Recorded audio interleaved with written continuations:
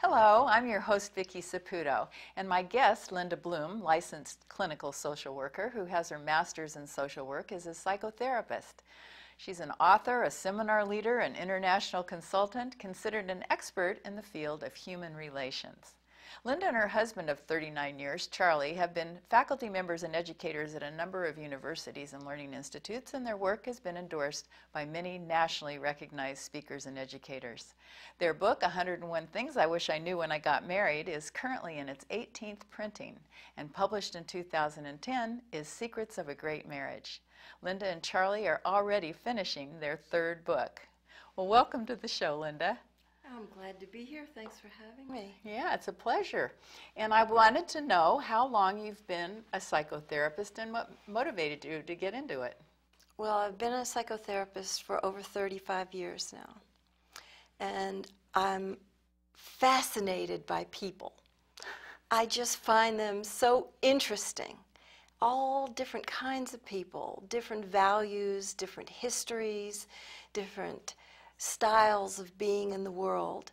So I'm relationship oriented and love to get really up close and personal with people. I find it such a privilege and an honor that people tell me about their deepest concerns, their greatest aspirations, their wildest dreams, in things that have been difficult for them in their life. And speaking of that, you know, as little girls, many of us have dreams from fairy tales about Cinderella and Snow White, and in this generation we have romantic myths about Barbie and her Prince Charming Ken. And I'm wondering, in your opinion, do you think with the normal challenges that people have in relationships, is it possible to live happily ever after? Well, it's possible to create a great happiness in your life and to have an outstanding partnership, but there's some serious dues that has to be paid to get to that point. And I think it is very possible to have long-term, lifetime partnership, joy-filled partnership. But you have to become worthy of having that kind of a relationship. So it really is about growing up, cultivating the kind of qualities of courage and patience and tolerance and forgiveness, these qualities that allow us to have a great partnership. This is really on-the-job training. That's exactly right. How do you define spirituality in marriage? Well, a lot of people have the idea that your spiritual practice is when you're sitting on your cushion doing your meditation, or when you're going to church and singing the hymns or saying prayers. But my definition of spiritual practice includes your relationships with all people, and the closest relationships are where you get the most mileage. So if you are practicing diligently, practicing consistently, practicing in a committed way, you will have lots of opportunities to take a look at yourself, because your relationships will bring up any unfinished business that's in there. Probably getting some reflections of yourself. That's exactly right, because the people around us are mirrors. So the things that offend us, that frighten us, that alienate us, that's an opportunity to look at why am I sensitive in that area. And of course the things that magnetize us to somebody else, that we find dazzling and radiant, and maybe we're even envious of those qualities. If we spot it, we got it. There's at least some part of it that's in us, maybe in bud form, hasn't been developed yet. Well, in your book here, 101 Things That I Wish I Knew When I Got Married, which is just so excellent. I highly recommend that people read it. It's so easy to read and so forth. But when you're in relationship, what you say in here that you should give your best energy to your relationship rather than for your job and that kind of thing. So what happens if we put our relationship on cruise control and take it for granted? How can that be dangerous? Well, if you do not nourish your relationship, it will wither. And I always tell the couples that I work with in my marriage counseling appointments, in the classes that I teach on relationship, to see your relationship as if it's a living entity, like it's one of the kids in the family. You need to clean it up, and you need to feed it regularly. And if you don't give it generous helpings on a regular basis, it's going to get a little emaciated. You're going to have a failure to thrive baby rather than a robust, roly-poly, happy baby. And so if you think of a sweet image like that, it usually motivates people and inspires people to take a little bit more care of the relationship. We live in a society that puts tremendous emphasis on career development and work. It's a very materialistic culture that we live in. And so people are so tired when they come home at the end of the day that the relationship gets the leftover scraps, not the main portion that it really needs. So I don't want to encourage people to be neglectful about their careers. I think people need to be responsible on the job, but to take time on the weekends to really nourish that relationship and take good care of it.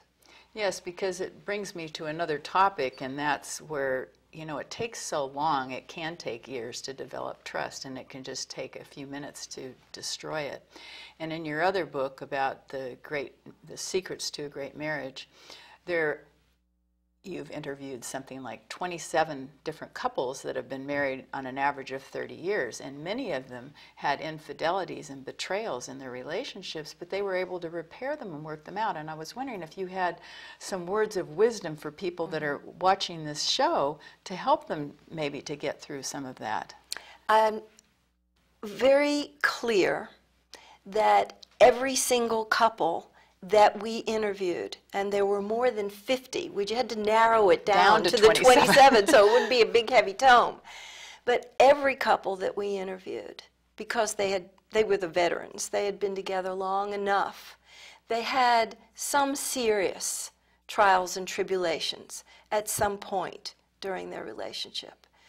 There were infidelities. We didn't ask. They offered and brought this forward. There were serious health challenges, life-threatening illness. There were financial setbacks of a serious nature. 3 of the finalists that made it into the 27 couples, they had lost all their money. One of the couples was even homeless. The business just got wiped out. They had to take their children and their dog and move in with friends for a while. Talk about stress. Yes. And they were all able to overcome these stresses. Every couple was able, in time, wasn't necessarily a quick fix, to learn from the breakdowns, to take responsibility for their contribution to the breakdown, whatever part they played. It's not so neat as it's 50-50. Sometimes it's 60-40, it's 70-30, it's 80-20 or 90% 10, but to look for the part that you play in the breakdown and to take responsibility for your part. And this seems to make a huge difference in healing from it. When people see a breakdown in terms of the perpetrator and the victim, for instance, when there's an affair, it's really easy for the person who feels so betrayed by the infidelity to feel totally victimized. But often there's something in the context of the relationship that's amiss. I'm not excusing the bad behavior of the person that broke the agreement, but there may have been something that was out in the marriage. And we heard stories from the couples that we interviewed. One couple that comes to mind is the Colemans that's in our book. And she was going along blithely thinking everything was fine. No news is good news. The kids were clean and the house was clean and she was making nutritious meals and she was working and she wasn't hearing any complaints. She said, if I had voted on a scale of 0 to 10 about how our marriage was, I would have given it a 10. Really? At the same time when Drew would have given it a 0. She realized after the affair came to light. And he thought for sure that that was going to be the end of the marriage as soon as he confessed. And she says, oh no. We're going to work on this. I don't know what it's going to take or how long it's going to take, but we're going to work on this. And they did. And they repaired the damaged trust to more than the pre-breach trust. They repaired it. It took a while. Yeah. And then some. And they're very happily married now. But some people don't even believe that after a betrayal of that magnitude that you can recover. But she was willing to take a look at some places where she had been neglectful in the relationship, and he took some responsibility for the ways he hadn't been telling the truth about how much he was suffering and how lonely he felt, and they were able to put it back together. But there are a lot of people that it doesn't work out. And there are probably certain situations where it should be the end of it. Not every marriage deserves to be saved. And there's still some healing remedies that apply even when separation and divorce is the best choice. There still needs to be some letting go of the past and forgiveness and taking some responsibility for any way we may have contributed to the relationship not being in good shape. Yeah, what I think a lot of people don't realize is that forgiveness is for ourselves, and many times people don't forgive the spouse, and really they're punishing themselves. It's terrible to carry that around. People get so bitter, they get so jaded, they get so skeptical and paranoid that it's really hard for them to live with an open heart and to get close to people and to trust again. The other thing I wanted to ask you about here is that you say in your book that it's not such a good idea to talk about these problems to your family and your friends. Well, they mean well. Or there's a certain way to do it. What's the way to do it? They mean well. Because, yeah, but usually when people are going through this, they're upset and they need to talk about it. We do need to talk. And we do need to educate our family and friends about how to help us. Because it doesn't really do us that much good if they only take our side. And you know, our family, they love us. They're our blood. And our friends, too, they don't want to see us suffer. So they may be quick to judge and make the other person really bad and wrong. And they may reinforce the idea that we're a victim, which keeps us stuck and doesn't allow us. So what do you say to your family and friends then? Well, I'll tell you exactly what I said to some of my friends when I was feeling like I was in a situation that was too difficult. And I said, look, I've really got some struggle going on here. I'm confused and I need to talk about it. And I don't even want to tell you about it unless you'll promise me to help me see my part in this. Is there a way I'm shooting myself in the foot? Is there a way that I'm complicit in this? Help me see if I'm being codependent. Help me see if I'm being unreasonable. Help me see if I'm being too demanding and my expectations are out of whack. Isn't that great? That was a great way to tell them that. Well, thank you. I think you say in your book, too, that it's you shouldn't say to other people what you wouldn't say to your spouse. It's very important to be transparent and open, I believe. And when we're talking, particularly talking down about our partner, often that is the very thing that needs to be revealed to them.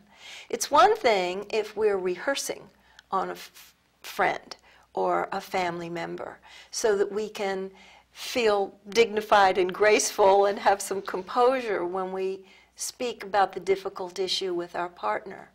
But to be speaking about those things to others and not directly to them, I think is it's dangerous and it won't help us to progress. Of course, I guess if you're feeling like that, that's the time to go see a psychotherapist, right?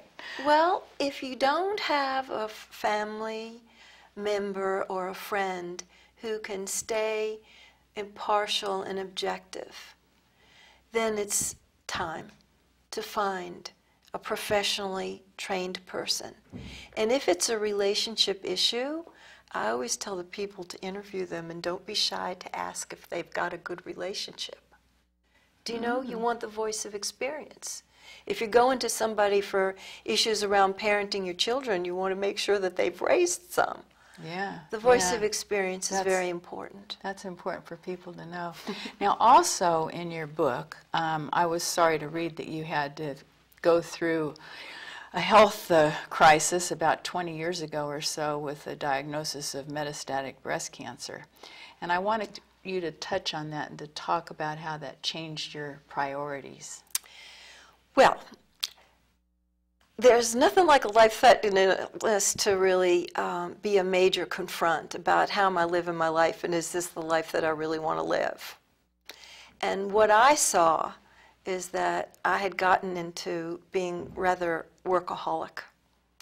And I really was not only working too many hours, but I was worrying a lot and not putting work down enough. And I do think that is one of the factors that contributed to my not having the best health. So I said to my husband, we were going to have to close this business that we started unless we get some major help in here. And we hired somebody to work with us, and it made a huge difference because she was very responsible and very capable, and she was a sweetheart of a person that fit right into our system. Might have literally saved your life, huh? Well, it took a lot of stress off of me just to be able to delegate more. And I've never operated in my business without good assistance in my office ever since. So that was a major turning point for me, that I was willing to gift myself with the kind of support that I really needed. And how did that connect you and Charlie in your relationship? Yes, we've had some difficult times in our past, but I hope you'll be inspired to live more. Going through the cancer experience, although it was personally difficult for me, particularly the chemotherapy treatments were sickening and weakening, and it was difficult for me to be away from work because I love my work so much. And of course, flirting with death is pretty scary. But our relationship really was solid, and we got closer out of that life crisis. Some people can move further apart, huh, when they go through that. If there is even a tiny little crack in your relationship, when you have a life crisis like a life-threatening illness, it will likely open that crack. That can be a big fissure. It can start looking like the Grand Canyon. Do you know, I'm glad that we had done a lot of work on our relationship and on ourselves, each of us personally, before we had to deal with that.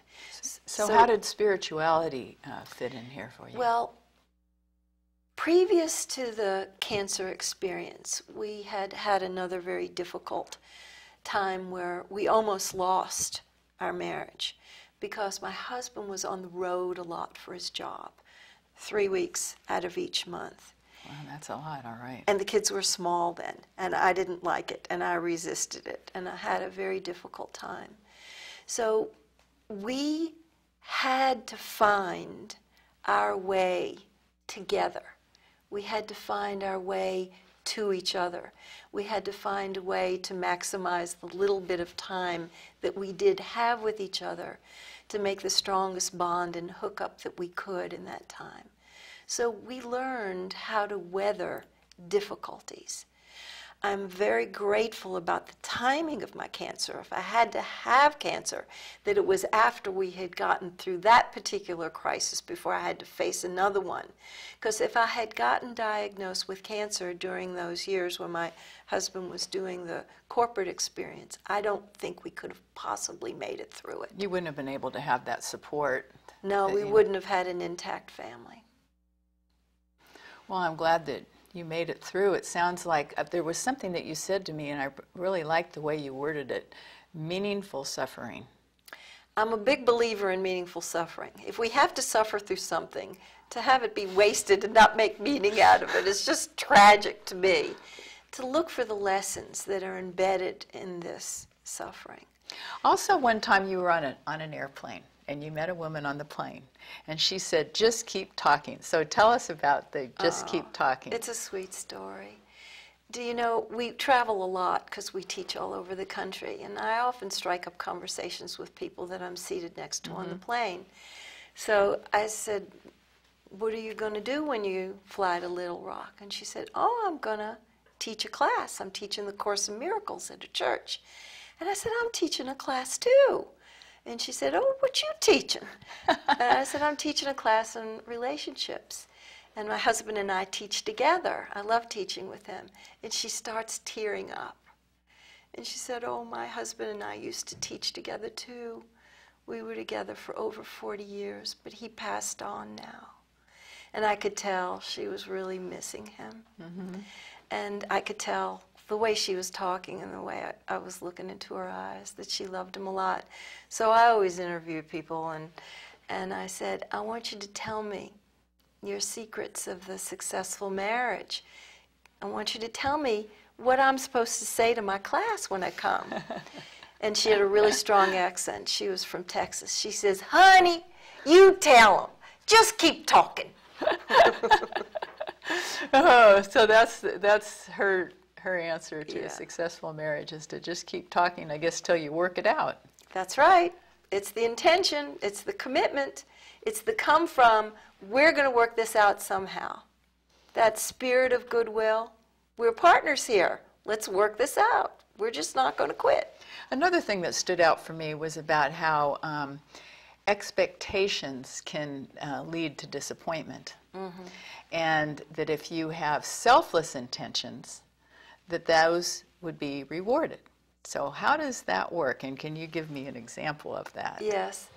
Well, sometimes we say when we teach our classes that expectations are premeditated resentments. They set you up to be disappointed and resentful. So you have to keep an eye on your expectations so they don't get too preposterous and unreasonable. But we also say when we teach our classes that it's okay to let your vision be big and grand, to hold a high standard, to go for the gold. And you can have big expectations as long as you've got intention to match. So if you're willing to take responsibility, if you're willing to bring your creative imagination and your will, do you know, that's a mighty force. If you can inspire your partner to bring their intentions, those two commitments lined up can manifest great things. So I'll give you a personal example. Okay. When my husband left the corporate world, we looked at each other and said, whoops, you know, well, what are we going to do now? And my father had been in business for himself. And I said, well, I think we could start our own business. I was a little naive at the time. There's so many fabulous workshop leaders in the San Francisco Bay Area. There might be the highest concentration in the world of anywhere. And we embarked on setting up our own workshop and seminar business. And we just committed. So we had a high expectation, and we were able to be successful. We love what we do, and we've let the things that we've learned over our many years, particularly our trials and tribulations and how we recovered from them, guide us. We tell those stories. It seems like you've been a wonderful gift to people, that you've been able to change a lot of people's lives. And Thank you. Can tell by reading some of the stories in your books and how vulnerable you are in sharing your own personal experiences. And so how would you sum up the spirituality in the relationships of marriages? Well, all of our interactions with our partner are part of our spiritual practice. How we deal with our differences, how we keep our calm, how we don't lose our seat, do you know? How we stay present and engaged, keeping our open heart and our open mind. It's a very important part of our spiritual practice. To be generous with each other, to show our love in many different ways every day, with touch, with our words, with acts of service, with little gifts of all kinds. And to really know that one of the main reasons we're here is to become a more loving human being. And the people who are closest to us, who live right under the same roof with us, they're our practice buddies. They're the ones that help us to stay on our spiritual path. And there'll be lots of opportunities to practice. That's beautiful and just so motivating to really respect your relationship and your marriage or whatever partnership you have, that It's so important because I think many times people slip up and they're the least kind to the people that they live with, that they're in relationship, and then they put on their good behavior and they're so polite to other people. Yes. And we always say that it's so important to see the beauty in your partner. We're all flawed. We're all a mixed bag. But if we use our intentionality to search out their wonderful qualities, we can see them. It's not being in denial about the dark side. We all have our flaws, and we all have our less developed part. But that looking through the eyes of appreciation and gratitude, that's a spiritual practice. To look for the greatness in the other person, the magnificence in the other person. Thank you so much. This has been so motivating. Really appreciate you having you on the show, and thank you for joining us. You know, spirituality is found in being respectful and forgiving and patient, and it's present in our everyday lives, along with the dark sides that are a part of our lives too. And partnering is a true test of who we really are. So spiritual relationships are created through commitment and growth opportunities that can come from relationship challenges. Open communication and loving actions contribute to the depth of our love and spiritual practice. Our marriages are sacred, and if you want to learn more about the secrets of a great marriage and Linda and Charlie Bloom's other book, 101 Things That I Wish I Knew When I Got Married, visit their website at bloomwork.com. I'm Vicky Saputo.